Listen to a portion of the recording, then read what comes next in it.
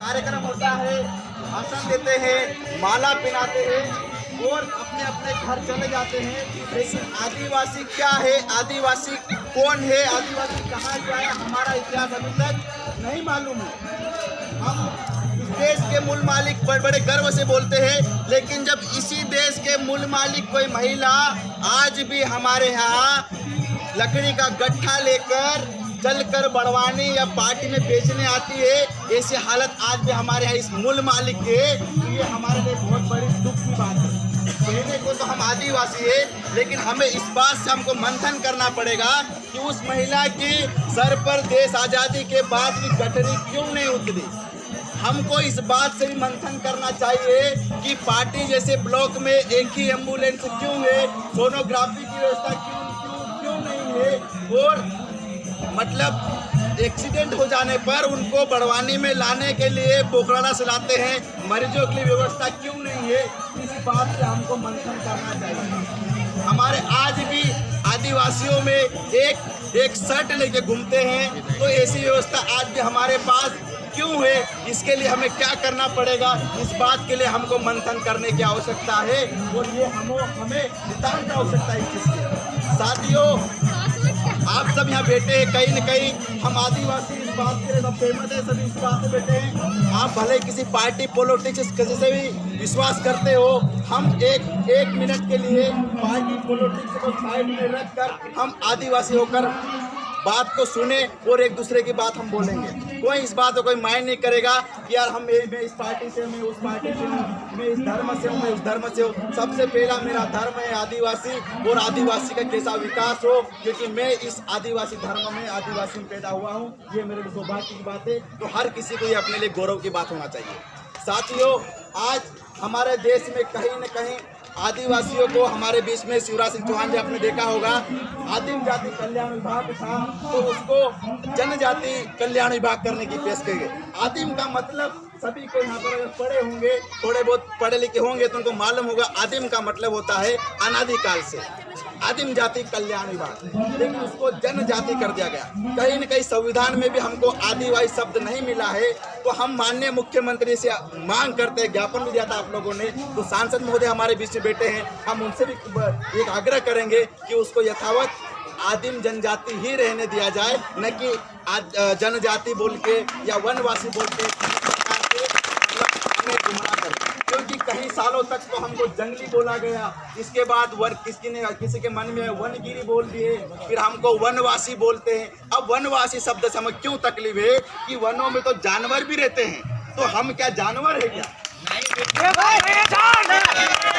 अब अगर बोल दिया कि अगर वनवासी है तो वनों में तमाम प्रकार के लोग जानवर रहते हैं, तो हमको उन जानवरों को बीच में हमको मिला दिया गया। तो हमको ये वनवासी शब्द हमको कतई पसंद नहीं है। और यहाँ जो भी हमारे भाई सुन रहे, हाथ जोड़कर आग्रह है, हम आदिवासी है, हमें आदिवासी ही बोले। हम तो हमारे आदिवासी है, जनजाति नहीं आदिवासी है, आदिवासी है, आदिवासी जाति नहीं आदिवासी है, आदिवासी है, आदिवासी हम वनवासी नहीं आदिवासी है, आदिवासी है, आदिवासी वनवासी नहीं आदिवासी है, आदिवासी है, आदिवासी वनवासी नहीं आदिवासी है, आदिवासी है, आदिवासी। साथियों, तो हमें वनवासी से एक गाली जैसा लगता है। आज हम अगर कुछ नहीं बोले, हमको वनवासी बोलेंगे, हम चुप रहे। एक समय जंगली भी बोले, चुप रहे, वनवासी बोलेंगे, हम चुप रहेंगे। तो एक समय ऐसा आएगा कि आदिवासी को फिर बाद में बोलेंगे स्वर्गवासी है ये, और स्वर्गवासी है ये। फिर बड़े बड़े जैसे अभी भोपाल में लगे हैं ना कि आदिवासी पहले ऐसे रहते थे, आदिवासी ऐसे कपड़े पहनते थे, ऐसे नाचते थे, ऐसे कूदते थे, ऐसे हमारे म्यूजियम बने मिलेंगे हमको। तो साथियों, ये हमारे शब्द को और हमें अपने आप को बचाने की जरूरत है। कोई लड़ने वाली पीढ़ी है, मैं आपको बता दूं, इतिहास की आखिरी पीढ़ी आदिवासी लड़ने वाली है। दिन पर दिन धर्मांतरण के नाम पर, किसी न किसी बहाने के नाम पर आदिवासियों को डाइवर्ट किया जा रहा है। तो हमें डाइवर्ट नहीं होना है, हम आदिवासी है, आदिवासी ही रहना पड़ेगा, क्योंकि हमको हमारी आने वाली पीढ़ी को हमको म्यूजियम में नहीं दिखना है। ये हमारे लिए सबसे बड़ी बात होना चाहिए। और हमें म्यूजियम में नहीं दिखना है, हमें जिंदा रहना है। क्योंकि आदिवासी अगर जंगल, अगर शरीर है तो जंगल अगर शरीर है तो आदिवासी उसकी आत्मा है, और आत्मा अगर किसी शरीर से मर जाती है तो शरीर नहीं बचता है। इसलिए इस आत्मा को बचाने की जरूरत है, आदिवासी को बचाने की जरूरत है। साथियों, अभी एक लेख में पढ़ रहा था, तो किसी ने बताया था कि आदिवासी 5वीं 6वीं अनुसूची हमारे संविधान में वर्णित है। तो सांसद महोदय से मैं ये आग्रह भी करूंगा कि 5वीं 6वीं अनुसूची को आप आपके स्तर से अच्छे से अध्ययन करें। ये मुझे मौका मिला इसलिए बता रहा हूँ मैं, आप इस चीज़ को अच्छे से अध्ययन करें। 5वीं 6वीं अनुसूची को हम लोग लड़ रहे हैं कि हमारी लड़ाई कई सालों से लड़ रहे हैं हमने कभी रोड जाम नहीं करा, हमने कभी ट्रेनें नहीं रोकी, हमने कोई चक्का जाम नहीं करा, लेकिन हम शांतिपूर्ण तरीके से हमारी बात को फेसबुक के माध्यम से, व्हाट्सएप के माध्यम से हम 5वीं 6वीं अनुसूची की मांग करते रहे हैं। तो ये भी मामा से बता दीजिए कि मामा 5वीं 6वीं अनुसूची संविधान में लागू की गई है, तो 5वीं 6वीं अनुसूची लागू करें। आप संवैधानिक असंवैधानिक 5वीं 6वीं अनुसूची हमको 5वीं 6वीं अनुसूची हमको यथावत मिल जाएगी। हम बोल हमारे बिरसा मुंडा जी ने कहा था कि हमरा देश में हमरो राज।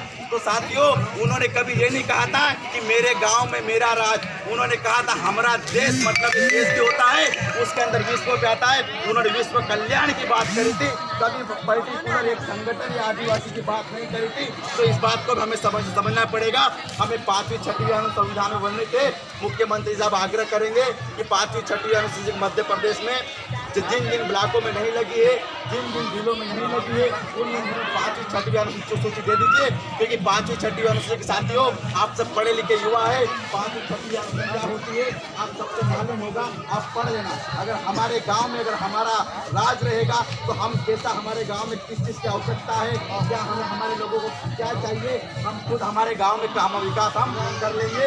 और जो आरक्षण के लिए कुछ लोगों के तथाकथित, मैं ये नहीं बोल रहा हूँ कि कोई धर्म के लोग बोल रहे हैं, कोई ये फलाने जनरल वाले, ओबीसी वाले, एससी वाले, एसटी वाले, मैं ये नहीं बोल रहा हूँ। देखो, जिसको मानव कल्याण से जिसको नफरत होगी वो किसी भी नफरत कर सकता है, भले वो कोई से भले आदिवासी क्यों नहीं हो, उसको वो नफरत रहेगी वो।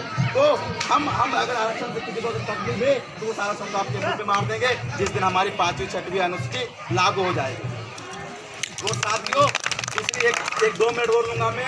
आज किसान आंदोलन हो रहा है। मैं सांसद महोदय अब यहाँ बैठे हैं, दोनों तीनों सांसद महोदय को मैं थोड़ा कैमरा ऑफ कर लेंगे, ज़्यादा अच्छा रहेगा। मैं आप लोगों से, हमारी 4 से 5 टीम आपका पार्टी एक अभियान चलाती है किसानों को मनाने के लिए कि यार कृषि कानून अच्छे, बहुत अच्छे कानून है। तो हम आपको विश्वास दिला देंगे कि कृषि कानून, एक किसान पुत्र होने के नाते मैं आपको विश्वास का लिखित दे सकता हूँ कि कृषि कानून हमारे लिए बहुत बड़े घातक है। हमारे लिए अभी नहीं घातक हो सकते, तो आज से 10 साल बाद घातक है वो। इसलिए महोदय, कृषि कानून के लिए, उसके लिए भी आप एक बात बोल दीजिए कि नहीं लागू करें। अगर आप सांसद महोदय है, मोदी जी से भी आपकी भेंट हो तो एक थोड़ा, हमारे किसान भाई दिल्ली में बैठे हुए, भूखे प्यासे बैठे हुए, मीडिया दलाल मीडिया है, उनको पिज्जा खाते दिखाते हैं, पेडिक्योर मेडिक्योर करते हुए दिखाती है। हमारे किसान पेडिक्योर मेडिक्योर नहीं करते। आपके किसान पुत्र है, हमारे किसान वहाँ बैठे हुए 50 से ज़्यादा किसान हमारे मर गए हैं, शहीद हो गए हैं कृषि कानून को वापस वो करने के लिए।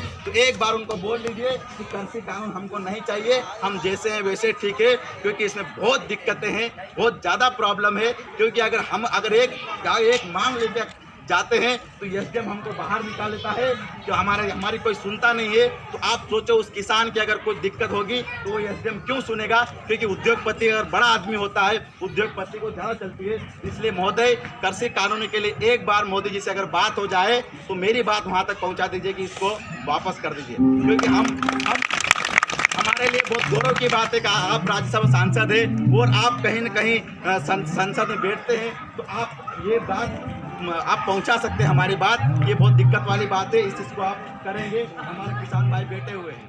साथियों, बातें तो बहुत